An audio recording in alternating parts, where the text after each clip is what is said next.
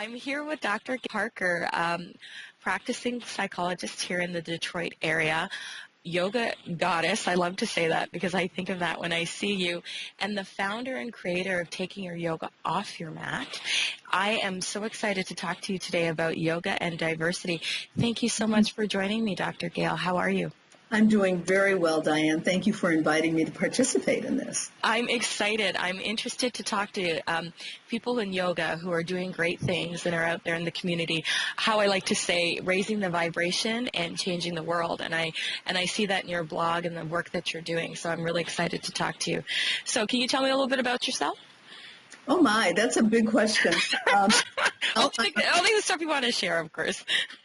I am a practicing psychologist. I've been in private practice for many, many years, 30 plus years. And I call my business the Center for Conscious Living. And that's really the thrust of my work. I support people in living consciously. I support people in developing conscious relationships, in developing awareness around choices that they're making so that they can make the choices that optimize their quality of life, basically is what I do. That's wonderful. And I love doing it. And I also teach restorative yoga, which I also love doing. It's really a natural extension of the counseling practice that I do because it really invites people to go into that interior space and become self-reflective, less reactive, calmer and clearer in their ability to, again, live a conscious life. So that's fantastic. I'm excited to see how yoga is developing and how we're bringing all these different facets to yoga to help people live more consciously and more skillfully. So how did you start doing yoga, Dr. Gail? I started yoga when I was 21 years old. Wow, that's great. That was a long time ago. You came to it young, which is nice. Yeah, it really was. And I started practicing. There was a man by the name of Mr. Black who taught yoga at the Detroit Institute of Arts.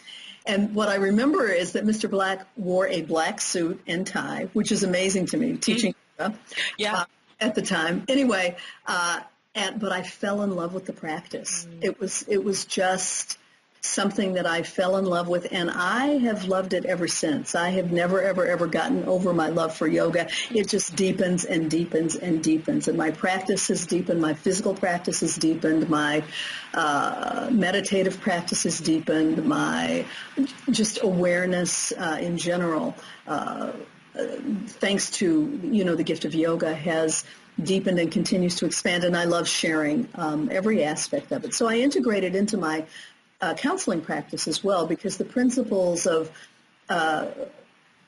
emotional health and yoga are very, very, very compatible. Nice. Very compatible, yeah. So I love that. I think that's very groundbreaking work. You don't see a lot of that now. I think it's changing, but I think you're on the forefront of this for sure. I think so too, but I think I've always been on the forefront of the work that I've done in psychology. There's a name for it now. It's called positive psychology. Oh, wow. Yeah. And that form of psychology was developed, was labeled and researched by psychologists. Martin Seligman actually is the founder of it. From the University of Pennsylvania, but I was practicing positive psychology before it had a name and before it's researched, meaning I was always much more interested in what was working for people, what made people happy, what were choices that people were making that created wellness. So I've never really been that focused on psychopathology, although that's part of the work, because there are times when people are really, really, really deeply injured and wounded and need a deep level of support. But my focus has always been on trying to help people figure out what's right with me, not what's wrong with me. That's hard. That is hard. That's not because how we're. We all know. I always tell my clients, so you have a PhD in what's wrong with you. They do. Everybody knows everything that's wrong with them. Oh, that's great. And so I figure they don't need me Right. to help them figure that out. Mm-hmm. But what really stumps people, and people resist, interestingly, discovering what's right with me. It's so interesting. Now, this is how that corresponds to a yoga practice, Okay. I think. Mm-hmm. So in yoga, in the practice of physical yoga, asana, many of us are very attached to sensation in our body. Mm-hmm. So if we're not having sensation, which might even come in the form of some pain and discomfort, if we're not having sensation, we think we're not doing enough, or we think we're not doing anything. Right. No pain, And no gain, right? No pain, no gain. Right. Because this is our state of consciousness. This is our state of awareness. Mm-hmm. And so we have a tendency to be aggressive in our yoga practice. For sure. And overdo, and then we get injured, and then we have to spend a lot of time trying to figure out, well, what happened? What did I do? Right. And what's wrong with me? What's wrong becomes the focus. As you continue your practice and refine the practice and become more skilled and more aware, self-aware in the practice, you notice that you don't experience all of that sensation. And sometimes people think, well, I'm not feeling anything, therefore it doesn't count. What you're actually experiencing is space. Yoga creates spaciousness in the body. Mm-hmm. And what people call, I don't feel anything, Right. if they are still and mindful long enough, you begin to realize, oh no, this is what space feels like. Like, it's just an Yeah. unfamiliar feeling. It's an unfamiliar feeling, like figuring out what's right with me is an unfamiliar feeling. Yes. So get into the habit of it. Right. That's what I try to do, is help people get into the habit of figuring out, okay, what's right with me? What's working? Yeah, what's going well? And how can I cultivate that and raise my vibration that way, right? How your vibration raises when you really step into that energy of, okay, instead of paying attention to what's wrong with the world, Yes. what's wrong with me, I'm going to figure out what's right with the world, and I'm going to start paying attention to what's right with the world and what's right with me. And what we know is that what we focus on expands. Yes. The more I pay attention to what's working and what's right, The more I'm going to attract. manifests in Yes. my life, the more well-being I experience. Your experience, the happier you are, the better the world is. Makes total sense. I love that. I love that. So this is all about developing consciousness, recognizing that the world that we occupy, the world that we live in, is really a reflection of our own state of consciousness. That's a tough one for people to get, but I think people want to try to get that. I see it shifting. I mean, you and I are having a conversation that perhaps would not have been had 10 years ago. And a lot of people, I hope, are going to watch this and understand what it means. And I love that we are shifting this whole idea of how we look at ourselves and how we look at the world. And I think tell me how you developed or how you created taking yoga off the mat, because this is it. This is the crux of what you're doing.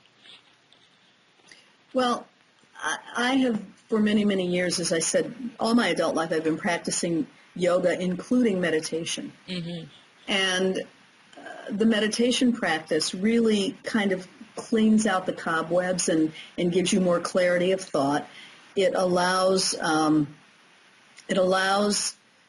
for more spontaneous bubbling up of ideas that have value that you may want to act on. So one day, while minding my own business, I thought, you know what?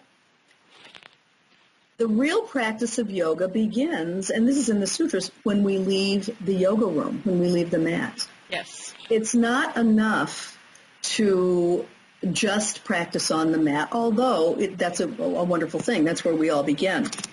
But in order for it to be meaningful, we have to take what we've learned about ourselves through yoga, through counseling, and apply it to our lives. So this blog could have just as been easily called Taking Therapy Off the Couch. Right. Except when I consulted with my son about the title, he said, "No, Mom, you need to do Taking Yoga Off the Mat. It's more interesting." Mm-hmm. And so we laughed about that, and I thought it was too. And because I love yoga so much, and because it is such a part of my life experience that I want to share with people, I thought I would share it in this way. So that's the point of the blog. Taking yoga off your mat it can be taken literally. And it can also be metaphorical, that it is a way of translating and practicing theory and applying it to real life. That's amazing. I love that when I look at the pictures on your blog that you're doing yoga all through downtown Detroit. Like you're in the middle of the streets and you can see the architecture. Yeah. And I love that it gives the whole idea of a diverse background, that you're out in the world. Yes. Now, so because you live in the greater Detroit area, do you see a lot of diversity in the yoga studios where you practice at or where you teach at?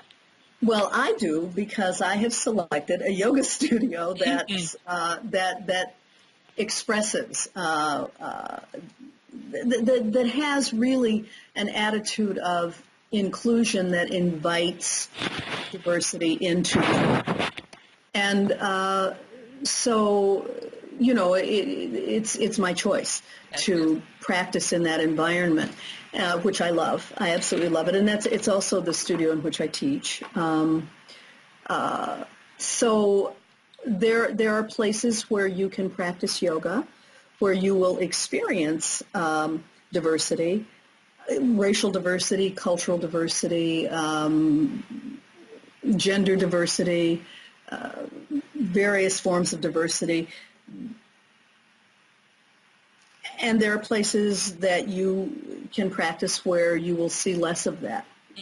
So I think that as the yoga community becomes more racially and culturally diverse, as it's really a reflection of what's happening in the United States of America. In the North United States of America in general, North America in general is becoming more racially, culturally, ethnically diverse. And so I think that yoga is a reflection of, or ought to be, a reflection of this shift in demographic, so that I think that more people of color are beginning to practice and beginning to teach yoga. Yes. And I think that that's why it's important for us to be able to have the conversation. Because this is important. It's an important shift. It's an important shift in awareness and consciousness. I think we saw it in this most recent presidential election, which was exciting. Yes. Yeah, the value of diversity, how it resonates with the majority of people. Yes. And I think this is just really, really important. Yoga means connection. It means union. It's the connection of our body with our mind, with our heart, with our breath. Breath and movement is what we connect in yoga. And so it extends to the connection from one human being to another. Right. Yoga invites us to become more intimate with ourselves first. On our mat, we are intimately involved with ourselves, understanding ourselves. And then off the mat, that now needs to extend to our connection with others, even to those people who are different from us. Yes. And so I think that we need to practice our yoga by practicing connection. We experience disconnection and exclusion when we can use language and behavior that cause people to feel unwelcome or uncomfortable, for sure. Yeah, so, we may not mean to do that. We may not even understand that we're doing it, but that's the point. Yes. Awareness is the point here. So if I want to be, diversity is an outcome of an attitude of inclusion. So we cultivate diversity by including people. Diversity is created by inclusion. Well, first you have to cultivate the attitude of inclusion. Right. Because we many of us have not cultivated that attitude, or we haven't done practices. So the way you cultivate the attitude is you have to set an intention. And an intention is more than an idea. It's more than a theory. An intention is the action you take to support what you're trying to cultivate. Right. So if I want to cultivate, I like that. The action you take to cultivate. That in of itself is, I love what that. Sorry, I had to write that down. That was that's too okay. good. I'm going to, you know what, I'm going to blog about it. Good. Excellent. Yeah. Excellent. Yeah. And so it's, again, we're not talking about theory.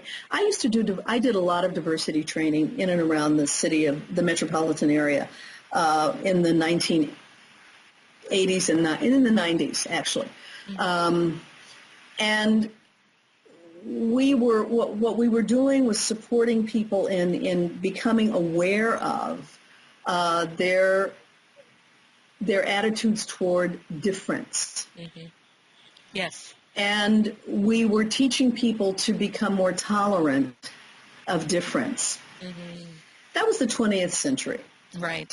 This is the 21st century. And it was good work. In the 21st century, I think that the next step, that we're invited to take this up a notch. Yes. And now we need to move beyond tolerance. I agree. Because tolerance is the willingness to endure, to put up with. Exactly. To, That's all right, even though you're different from me, okay, I agree to disagree. Right. Might be an example of somebody who's tolerant. who's practicing tolerance. Right. Yeah. But when we step it up a notch and move toward inclusion and cultivating an attitude of inclusion, now we're talking about the yoga, we're talking about engagement, we're talking about connection, relationship.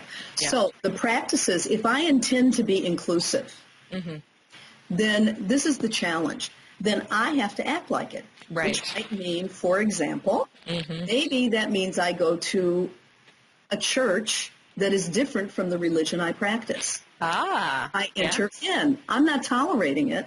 I'm entering in. Yes. Maybe I go to restaurants that serve food that is culturally very different from anything I've ever been exposed to. That's the easiest one that most people will do. Well, maybe. Yeah. That's an easy one, right? That's one that's less scary. Yeah. Not for everybody. Right. Not for everybody, because it might mean going into a neighborhood that you're not familiar with, being around people who, if you're being around people who look different from you and who have different ideas and tastes and et cetera. And so if your world has been limited to a 5-mile radius, where you live, if that's your comfort zone, then going outside of that can be quite a challenge. So these are some of the behaviors, and these are simple behaviors, but they're not necessarily easy to do. Right. Yes. Any change that we make is we met with resistance. We resist change before we step into it. Another example, you might be willing to, and in the Detroit area, we have lots of opportunities to do this, to attend cultural events that are outside of your own cultural experience. You might want to go to the Museum of African American History. You might want to go to the Holocaust Museum. You might want to go to the Detroit Institute of Arts to the Fabergé exhibit. I mean, and these may all be behaviors that you have not done, but this is how we begin to practice this is how we begin to practice inclusion. We enter into a relationship to that which is different from us. That's amazing. And from our experience. That, over time, will attract diversity. Diversity will now begin to manifest in your experience. Travel is a beautiful way. Yes. I'm all for travel. Yeah. The more you can get, the better. And I love that with my experience with yoga, it's given me a lot of opportunity to travel because great teachers are everywhere. So you have to Yes. sometimes travel to where they are. And one thing I'm interested in traveling to is Kripalu to check out one of your retreats coming up. Can you tell us a little bit about your retreat you're doing with, it's Maya Breuer Breuer. Yeah. is the founder of a retreat called the Yoga Retreat for Women of Color. And this retreat it's about 10 years old. And Maya was very interested in inviting people of color into the yoga world because her experience was, and many people still have this experience, that it was only attracting Caucasians. That Right. yoga, yeah, that this, and so that the impression was that, well, people of color are not included. Right. And so she's an activist and was determined to change that perception.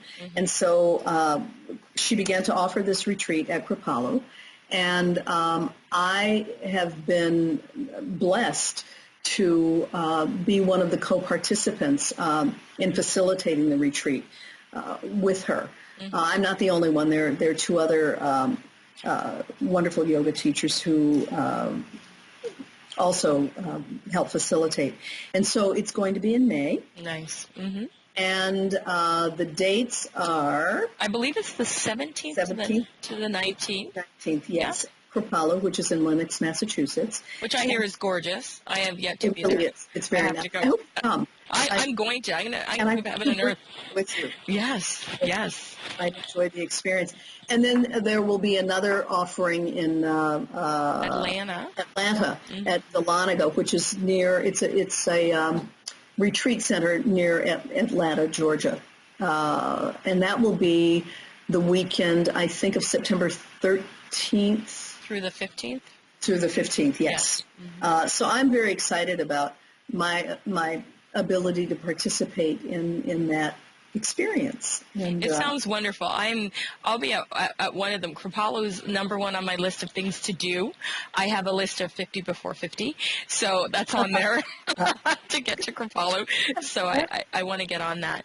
But I love the idea of making it a little more inclusive and making it perhaps a little more comfortable for people who are different to participate. yes. For sure. That's wonderful. And what else does Dr. Gail have coming up on the agenda? I know that you're teaching at Rasa Yoga out in Novi, restorative, which I teach restorative yoga on Sundays at 12 o'clock, so I invite anyone who is interested in learning how to engage their relaxation response. we all could use that, especially now in the holiday season, for sure. We really can. You know, we're very busy people, and we are, I think we're kind of addicted to doing, so we are more human doing than we are human beings, and the restorative practice. Great. I like that. In our being. Yes. And I think even if you have a really active yoga practice, that doing a restorative practice once a week it's a wonderful thing for like us to be able to. Yeah, it's a reset for sure. It is. Anybody can do it, and it's good for everybody. Everybody benefits. Anybody can do it. So wonderful. That's what we need. That should be the tagline for yoga in general. I love that. What else do you have going on? Can you tell us where we can find you if we were looking for your blog? What's your website? So the blog is at drgailparker.wordpress.com. Wonderful. That would be doctor as in DR. Okay, perfect. And you can also find taking yoga off your mat. Yoga off your mat. We can also find you on Facebook, right? You have a fan page on Facebook, a professional page. So they can Google also taking yoga off your mat and to find the blog as well. Wonderful. I love the blog. I will be posting. I love it. I read it all the time. I'll be posting your stories on Dianne Bondy Yoga as well as I'll be tweeting about it. So if anything comes up with your upcoming schedule, be sure to find it on Dr. Gail Parker, right? wordpress.com. You can also find her on Facebook, and I love to tweet about it, so you can find it on Twitter as well. I want to thank you so much for your time and your wisdom. It's always a pleasure to talk to you, Dr. Gail, and I look forward to coming out to Rasa, and you'll definitely see me at Kripalu, so I'm going to work that into my schedule this year. Thank you, Dianne. I'm looking forward to it, and thank you for the good work that you're doing in the community. I appreciate that. Together we heal, together we develop, together we raise the vibration of the world, and that's what I want to do. Me too. Thanks. Take care. Namaste. Namaste.